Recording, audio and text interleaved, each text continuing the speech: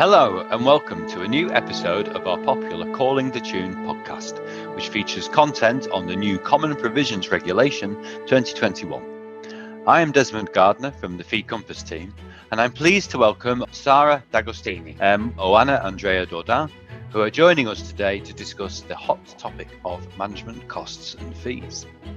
This topic was presented at our recent ERDF conference in Brussels, and we had a number of questions which we didn't have time to cover. We will therefore discuss them today, and if any listeners have any further questions, please get in touch and we'll try and answer them in a future episode of this podcast. Sara, Oana, welcome. And perhaps we should start today's discussion by explaining why we're recording this podcast following the presentation you did on the topic at the recent ERDF conference in Brussels. Sure. Thank you, Desmond. During the recent ERDF conferences, I have presented the novelties of the CPR with reference to the management costs and fees, highlighting especially the spirit of the CPR as flexibility and simplification. In this programming period, the management cost and fee rules and calculation have been simplified. One article, no methodology imposed, flexibility on criteria for managing authorities and bodies implementing, and the simple principle for the Commission of the funds to be paid to the final recipient. However, despite all of this simplification exercise, at the end of the presentation, we had still several questions, and during the afternoon session, even more questions on this topic. That's why we thought that there was a need for this podcast.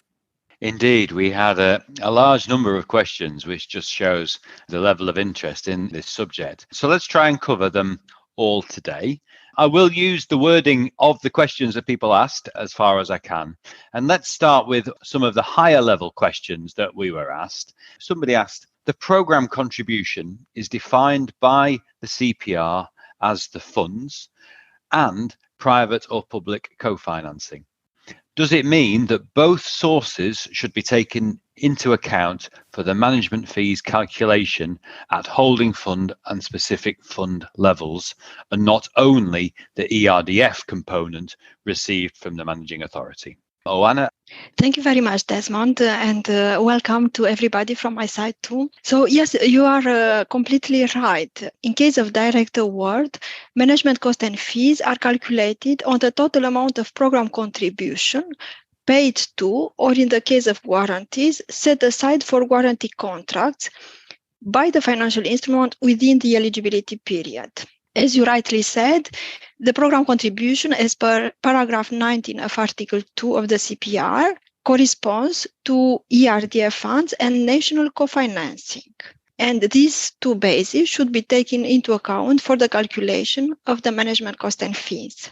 The national co-financing can be contributed at the level of the holding fund, or at the level of the specific fund, or at the level of final recipients. So, the national co-financing is used for the calculation of the management cost and fees, regardless the level where it is contributed. We have also the case of the competitive tender, where the managing authorities and the bodies implementing the financial instruments may also agree to use the total amount of program contributions as explained before. Okay, so that's very clear then. It's the ERDF program contribution, that's the ERDF and national co-financing, that's used for calculating management costs and fees when it's a direct award. It's also interesting to hear you say that there's a lot more freedom when the funding agreement is arrived through a competitive selection process. And there, I guess the parties can set the parameters as they wish. Okay, thank you, Oana. Sara, perhaps I can put the next questions to you. The meaning of performance-based seems to be a key issue, and we had a lot of questions on this. Let me put two of the questions to you now. Somebody asked, how do you interpret performance-based? Can a structure with a base fee, which is market practice in private equity fund management, be considered performance-based? And a related question, somebody else asked, isn't the performance-based only approach killing financial instruments in areas where few financial instruments have been used so far? To reply to this question, first of all, we would like to introduce a new idea. When speaking about management cost and fee, we refer to two different dimensions.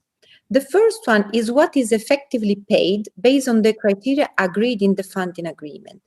And the second one is what the Commission is reimbursing. So, in case of first dimension, the managing authority has to agree with the bodies implementing the financial instrument, which are the performance criteria to be taken into account for the remuneration of the fund manager, depending, of course, on the scope of the financial instrument. For example, for some managing authorities, it may be relevant to have an important part of the funds returned, while for others, it might be important to have supported SMEs in more certain sectors than in other sectors, and so on. So the managing authorities decide the performance-based criteria depending on its objective. The performance of a body implementing financial instrument should, however, always be tracked in relation to the target values agreed normally in the respective funding agreements as outcome of the negotiation.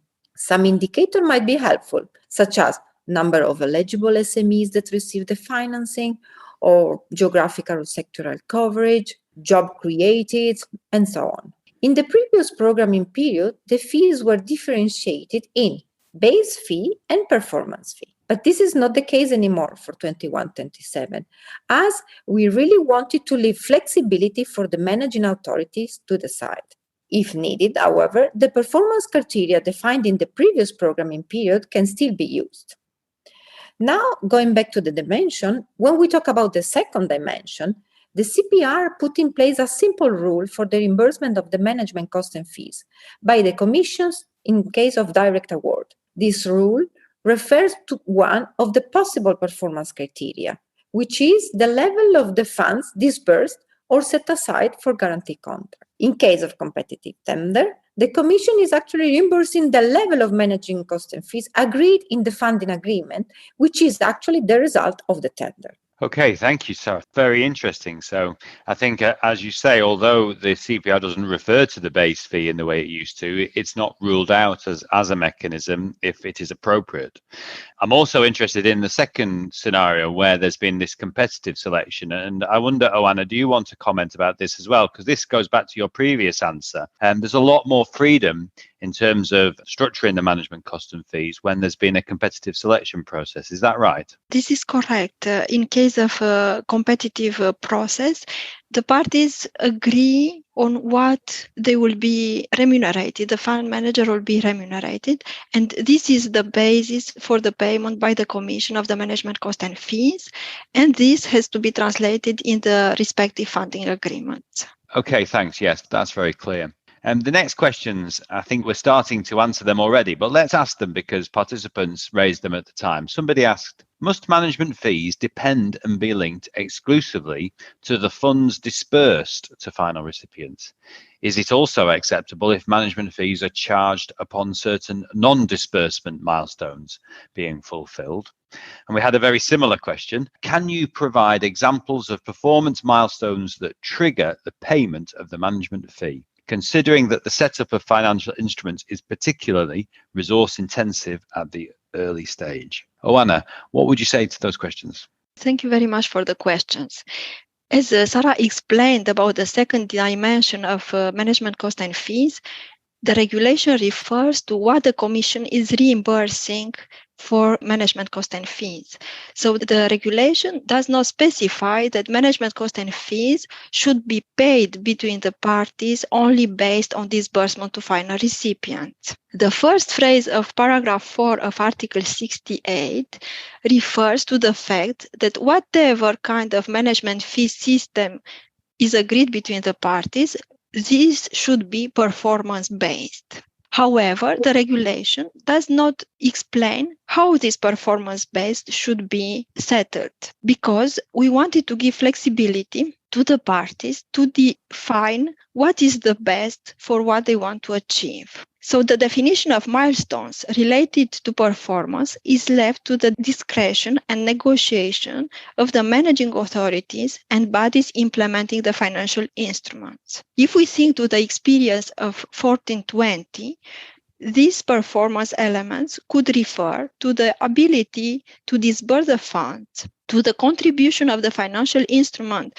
to the objectives of the program, to the quality of measures accompanying the investment, or to the resources paid back from the investments. We could think also of some examples such as number of SMEs that receive financing, ability to raise additional resources, jobs created, measurable social and or environmental impact, always comparing values achieved to those initially agreed in the funding agreement. We also consider that for the need of liquidity during the intensive early stage, the advance up to 30% of the total amount of probable contribution committed to the financial instrument can be used.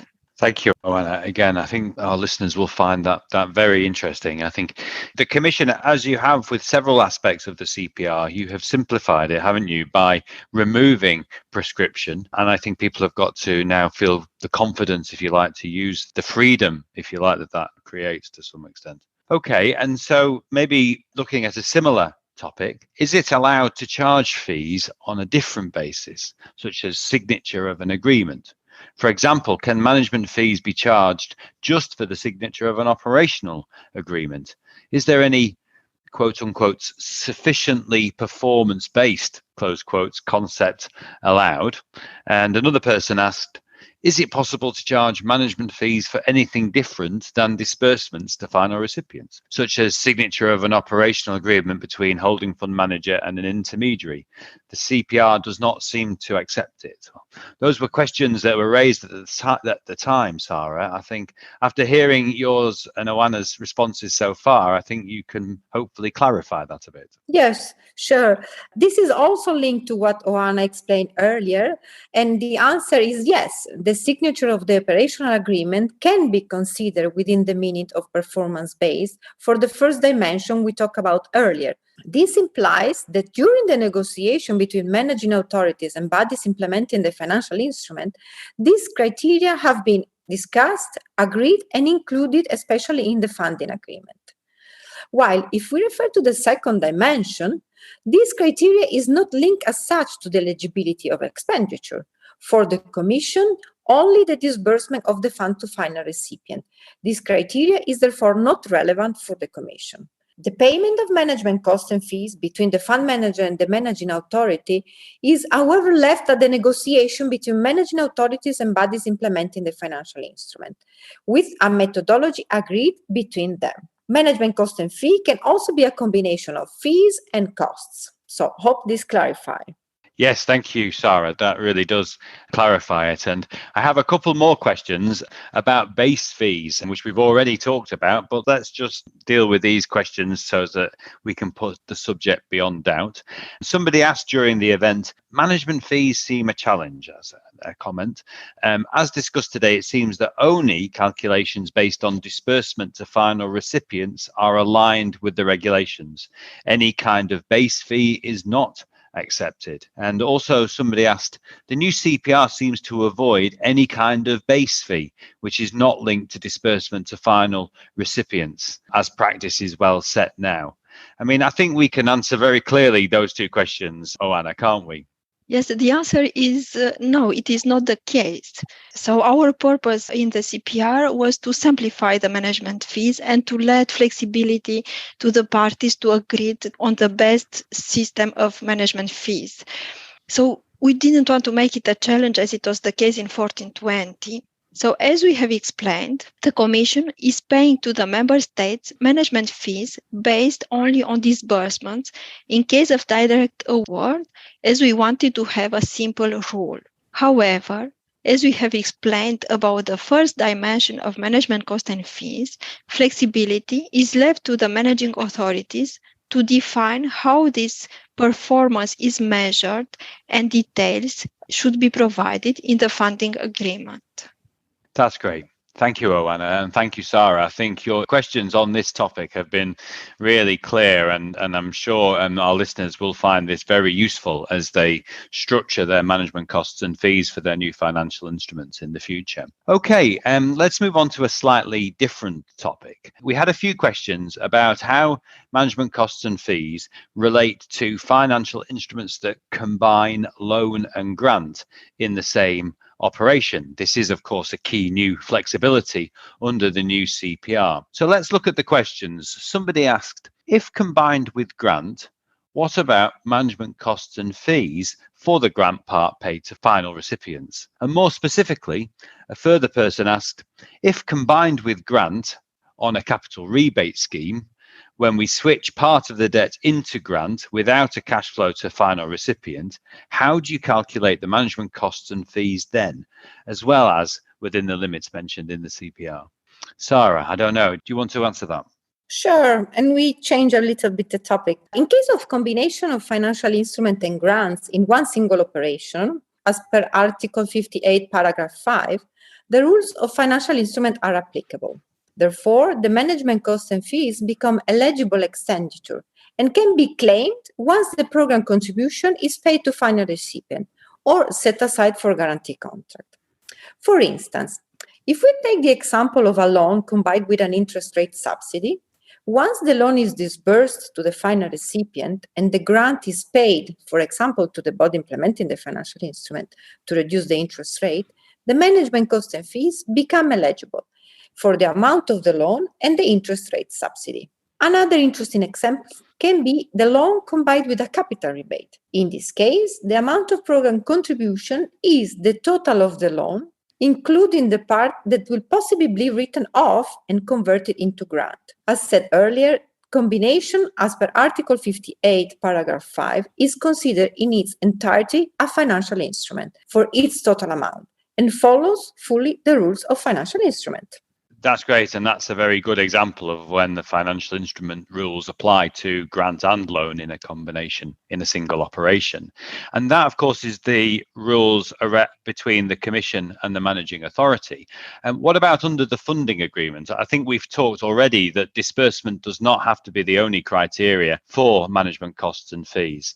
Is it possible to link it to payment of a capital rebate, for example? Indeed, Desmond. As we explained earlier, the performance criterion, which is agreed through the negotiation of the party between the managing authorities and the bodies implementing, can be different and can indeed be linked to the trigger of the capital rebates, because this is what we were mentioning earlier, referring to the first dimension. And especially we wanted to highlight that this is part of the flexibility that the Commission wants to leave to the managing authorities and bodies implementing based on their specific needs. Thank you, Sara. Yeah, that's very helpful. Okay, a number of questions considered the different thresholds for maximum fee levels in the case of direct award.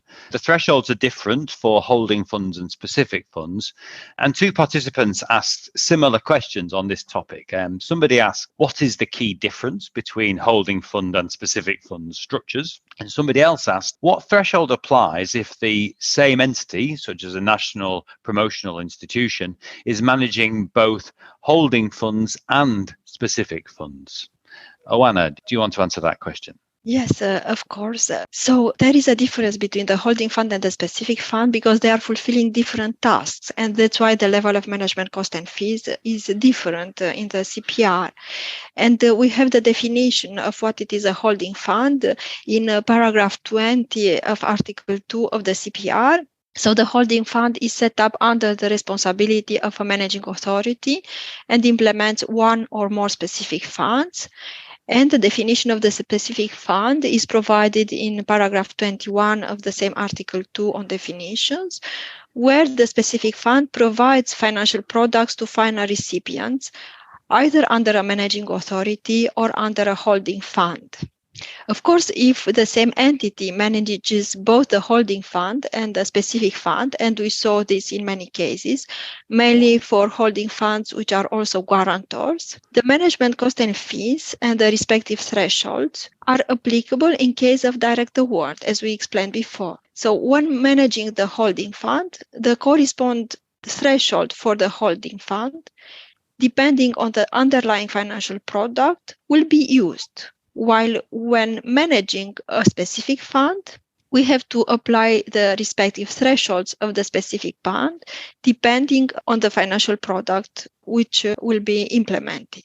Let's take an example. In case of direct award, for a body implementing a financial instrument that manages a holding fund, with an underlying loan fund, for example, the threshold of the holding fund manager will be 5% multiplied by the total amount of program contribution allocated at the level of the holding fund for the loan fund, if disbursed to final recipients. So this means that we apply the threshold on the program contribution under management by the holding fund for the respective financial product. If at the same time the entity is a manager of a specific fund equity, for example, the threshold to be applied will be 15% multiplied by the total amount of program contribution allocated at the equity fund, if, of course, these are disbursed to final recipients. In case of competitive tender, as we said, there are no threshold, but the results of the competitive tender, which will be paid as management cost and fees. Thank you. Understood. And another couple of questions about the thresholds, Oana, perhaps you could also answer. One participant asked, how does the threshold of 15% correspond to the customary 20% for management costs and fees set aside for private venture capital funds? I guess that's their view about what the market is. How was the 15% determined? And was there any market research done?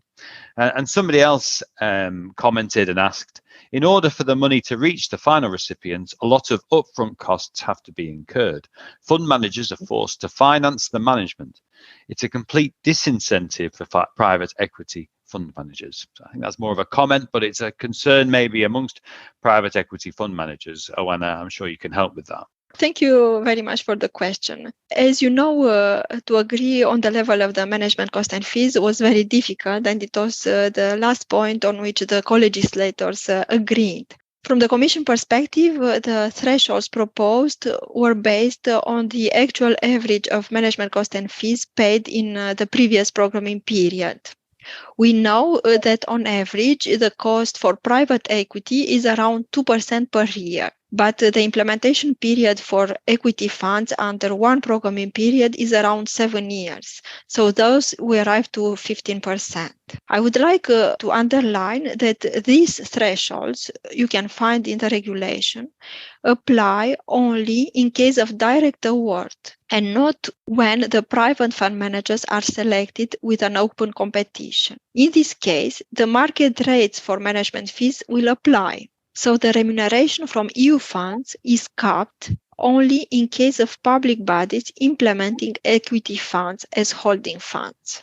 With reference to previous replies, the managing authorities and equity fund managers can define during the negotiations for the implementation of the financial instrument the best criteria for payments, deciding that the upfront costs have to be paid on a specific criteria earlier in the process. This refers to the first dimension we explained earlier and has to be settled in the funding agreement. The purpose of this was to allow the fund managers to cover the costs which are incurred during the first years of implementation. Thank you, Oana. And the last question today relates to the use of reflows. We were asked, can we use reflows to pay management fees for the implementation of financial instruments after the contribution from the funds is totally dispersed? The reflows indeed should be reused as per paragraph 1 of Article 62, also for management costs and fees, but only if this is related to new investments which are done with the reflows. This one is one of the changes in the rule compared to the previous programming period, the 14-20, as we want to incentivize the bodies implementing financial instrument to invest as quickly as possible the reflows. That was our intention. Great. So the answer is a partial yes, but only to the extent that it relates to new investments. Exactly. As an incentive to invest as quickly as possible. That's great. Thank you, Sara. And many thanks. That concludes the questions asked by participants during the event. Thank you, Sara and Oana, for dealing with the points in such detail. And I'm absolutely sure that this will be of great interest and really useful for our listeners. Before we finish, let me give you both a last word. Is there any final message you would like to give about management costs and fees to our listeners, Sara? Yes, to conclude, I really would like to stress that the main principle for management costs and fees are again simplification and flexibility, both linked to what we explain and define as first and second dimension. Really, we wanted to make the life easier for the national authorities in deciding and negotiating their criteria. So thank you very much all for your attention. Thank you, Sara. And Oana, have you got any last words for our listeners? Yes, I would like to say that I really hope that managing authorities and fund managers will take full advantage of these simplified rules to design the financial instruments which are more suited to their needs. And I also hope that they will avoid any kind of gold plating. If you have any further questions, let us know. We are here for you. Thank you, Oana. And I would like to add my thanks to all the participants from the event, especially those who raised the questions that we've considered today. As I've said, I'm sure this podcast is going to be very helpful for many practitioners. I'm also sure that there'll be more questions that people will want to ask. And as you said, Oana, I think we would encourage people to get in touch, and they can use our mailbox, which is info@feecompass.eu. We plan to do a further podcast in about 2 or 3 weeks where we would address any further questions that our listeners may have on this topic. So we look forward to hearing from you. And that brings today's episode to a close. I'd like to thank again Oana and Sara for joining me today. Thank you very much, Desmond. Thank you very much to you, Desmond. And a big thank you to you, our listeners, for tuning in to this episode of the Fee Compass Calling the Tune podcast. If you have any questions, please send us an email at info@feecompass.eu. And don't forget to follow us on social media and look out for future editions of our Fee Compass Jam Sessions podcast, where we will be considering the other topics featured at the ERDF conference in October 2022. Have a great day, everybody.